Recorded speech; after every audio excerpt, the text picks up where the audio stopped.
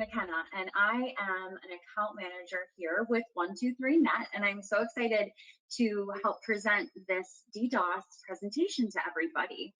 I've got two gentlemen joining me that will help me out here.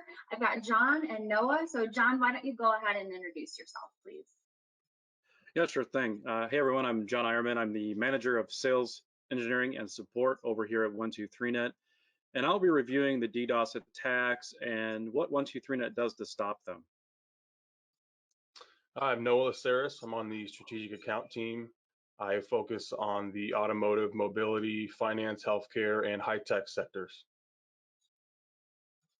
Thank you. So for those of you who haven't heard our mission statement, I'd really like to quickly review it because it's our North Star and it is what we stand by. We focus on building network. We run an internet exchange for free because we know that it will help Michigan, for example. We also work really hard to make communities and businesses the very best connected on the planet. We continuously grow and expand our fiber offerings, including fiber to the home now, and by working with nonprofits as well.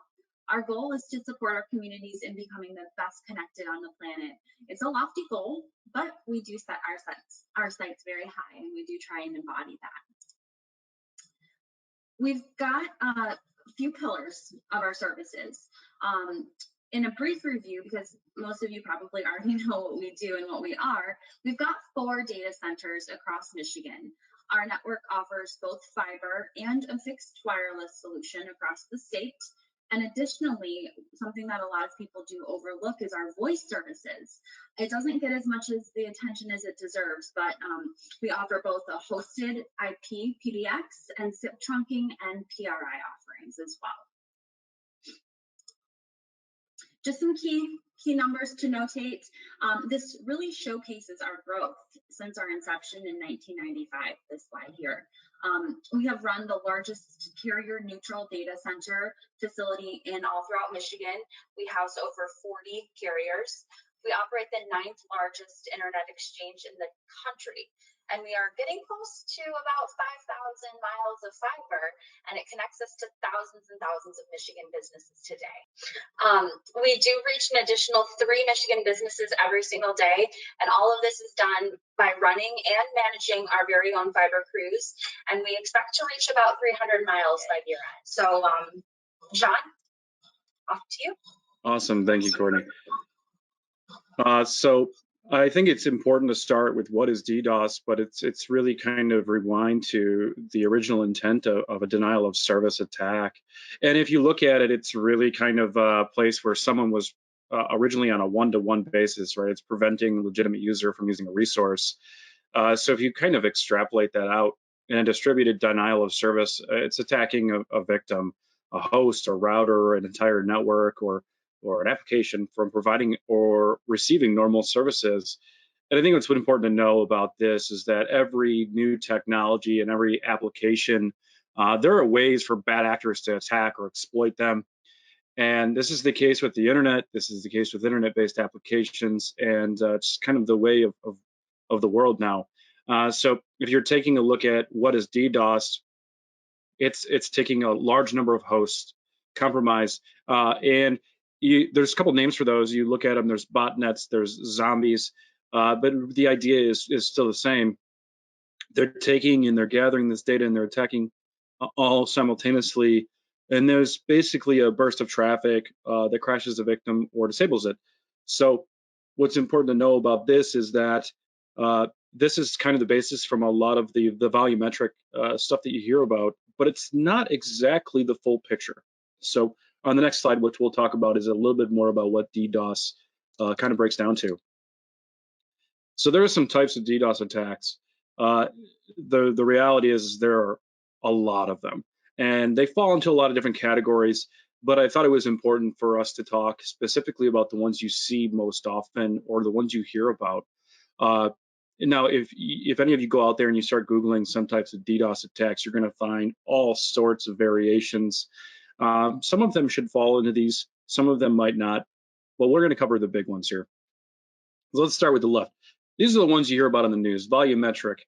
These are the ones where you're seeing or hearing of companies getting hit where all of their available resources or bandwidth, the system's down, they're hitting with these large terabyte type attacks.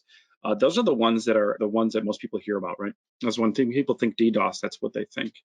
And the reality is there's a lot more out there. You could look at something like a fragmentation attack, for example. It's another way to overload a system. And if you think about it, it's a way of like sending a puzzle in random fragments and then having the system put the puzzle together, but it doesn't know that the pieces are ordered, and it doesn't even know that it's working from the same puzzle. So you really have to try and figure out a way to build that and kind of view it that way. TCP state, this works on like an HTTP, for example, and it works based off of what's called a SYN and an ACK. ACK for acknowledge. But basically what happens is if an attacker spoofs an IP, they send what's called a SYN, and the SYN responds with an ACK. They're basically saying, I acknowledge that I received your message. Well, the reality is if they spoof it, they are taking the SYN and they're taking the ACK, and they're essentially attacking two different people at the same time. So that's another one of these type of attacks. And then there's application. Application layer attacks are exactly what they kind of sound like. If you think of a website, for example, that lets you create a graph or something along that lines. Well, if you were thinking about creating a graph requires CPU cycles, there might be multiple different variations of CPU cycles used in any case. You're going from like, say, hey, I've got 10 or 100 users making this graph, not a big deal. But if you start to think of it in hundreds or even thousands or even hundreds of thousands, legitimate users are no longer able to really access the resource because the bots or the zombies have used up said resource. Zero-day attacks are also some that you really hear about on the news or when you're reading articles. These are probably the more scary of the ones because these are the ones that we simply don't know much about them. They're not well documented, and they're probably using or the whole concept of what they're doing is they're using something that has not been exploited or shared out in the world yet. So 0 days are kind of the other ones at the end of the spectrum where you're like, hey, these are kind of the scary ones.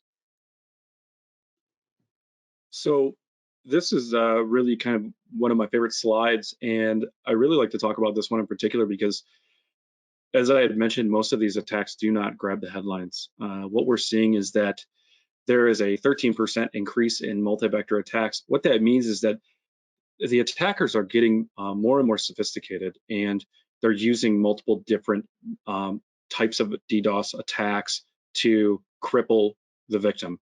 And what we're also seeing is that, like I had mentioned, 98% of the attacks that you don't hear about in the news are under those 10 gig thresholds, right? They're really not out there crippling your network from a volumetric standpoint, but they're doing it in more sophisticated ways. So they're kind of they're flying a little more under the radar. What's I think the most interesting is that 85% of the attacks that are happening last less than 10 minutes. Basically, they're hitting you, hitting you, taking you down, getting out, right? And I think what's important to know is that in 22% of the cases we're seeing is that these people are getting hit within the same time, 24 hours, or within the same 24 hours later. So it's getting hit and getting hit again. So you're like, hey, it hit me, it took me down, no big deal. Well, guess what? They came back the next day and did it again.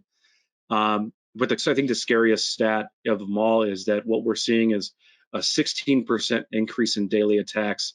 If you think about that exponentially, it is kind of a mind-blowing stat, and it's really growing out there, and I can't wait to show you guys a little more about that. So here is something that I think everyone should see, and it's kind of hard to unsee once you do. The reality is here are some actual menus for some DDoS attacks on the dark web. And yes, you are seeing it correctly. These services come with 24/7 support. So if any of you know how to get to the dark web, you can find something like this, and it's pretty inexpensive to take down somebody if you really want to. Take a look at the left-hand side. There's the bandwidth and event categories. You can see on the left there's volumetric attacks that are commonly associated with DDoS. You can also see protocol attacks that are directed at specific applications or even specific parts of applications or elements. And then there's TCP connection attacks that use of all the connections for a specific service. And amplification attacks are also listed in there. And you can, if you look at amplification attacks, really it's a small request of data, and it typically returns a larger amount of data. So you're going to look at things like NTP or DNS. And so why is, I guess, looking at this all important? It's important to know that there's a constant hum of DDoS attacks on the internet, and the huge volumetric terabyte attacks that are the exception and not the rule, as you can see by looking through here. It's the smaller ones, right? It's the ones that you are kind of seeing in this picture. In fact, as protocol and TCP connection attacks become more and more sophisticated, these attacks are able to target impact services with just a few attacking machines, right? And they use a relatively low volume of traffic.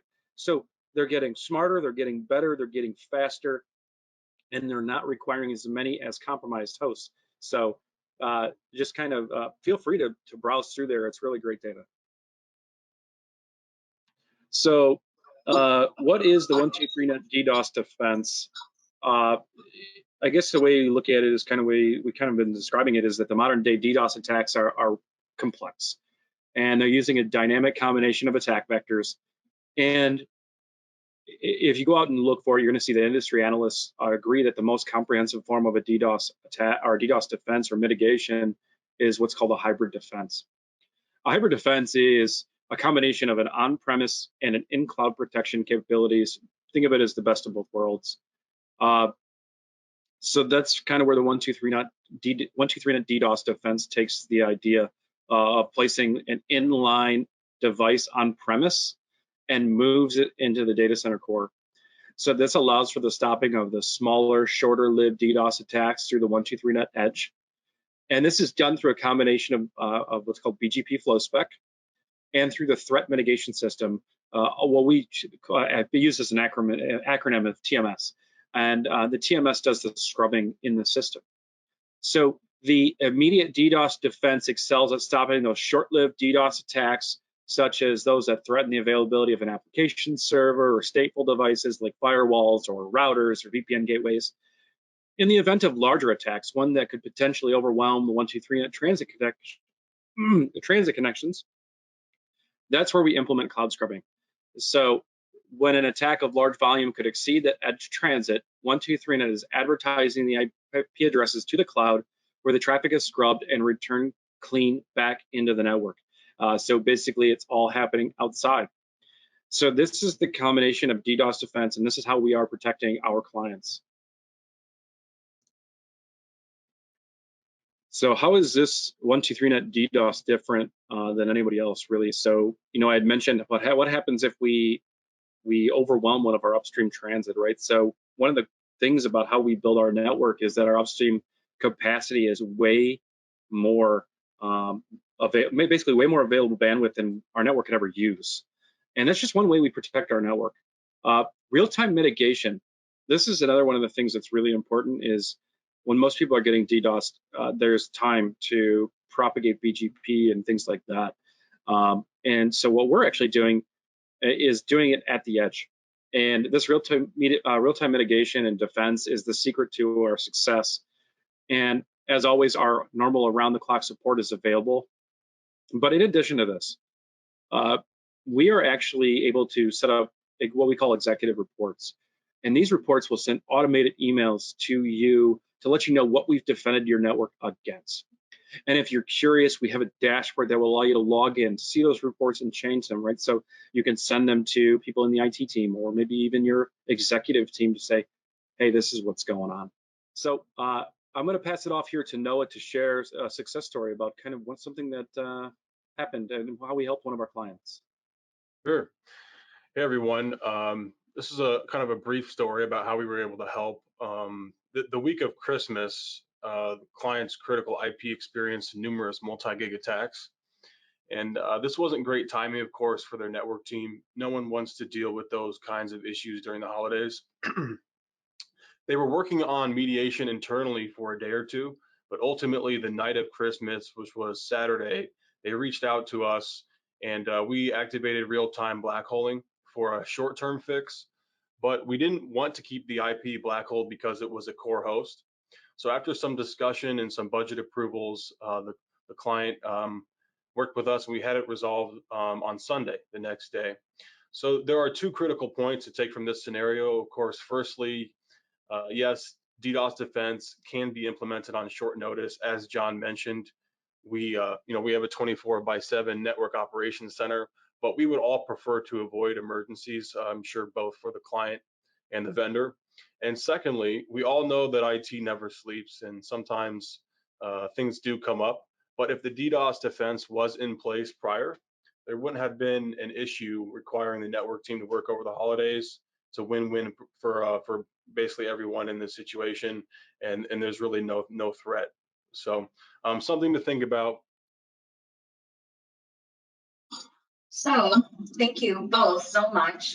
The thing that I'd really like to stress here is that this is available on every single one of 123net's DIA circuits, and it's available right now. So if any of you, if and when you'd like to get more information, please reach out to your account manager or your contact here at 123net, and we'd be more than happy to discuss a solution for you and put together some pricing. But in the meantime, we do have some questions that I would like to address. So it looks like, pull them up. Wow, okay. So our first question, John, does adding DDoS mitigation cause any latency on the circuit? That's a great question. It's really a matter of how DDoS is done. So from our perspective, when we are implementing our DDoS defense, and it's happening at the edge and things that we're basically going through and protecting, it doesn't, right? It's happening in a sub 1 second response. So we're doing these things real time. So no one should see that. Now, most of the other cloud providers out there, you will see an increase in latency because what they're doing is they're sending the traffic out to a cloud scrubbing place and using what's called a GRA tunnel to send it back. So in most other scenarios, you would probably see a latency. Okay, thank you. And sure. Do I have to have 123net internet for DDoS defense? Yeah, that's a great question. And like you had mentioned, it is something we absolutely prefer all of our clients to have on it. But yeah, in order for you to get DDoS defense from 123net, you would need 123net internet connection. Okay, and I know that Noah kind of pointed this out, but how long exactly does it take for DDoS attack detection?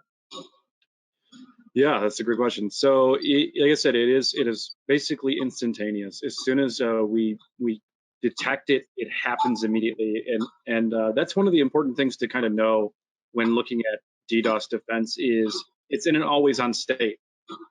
Specifically, how we do it. A lot of the others aren't that way. You have to establish, like I said, a tunnel, and you have to basically start advertising your IPs and wait for that stuff to mitigate or propagate. So yeah, always on, instantaneous.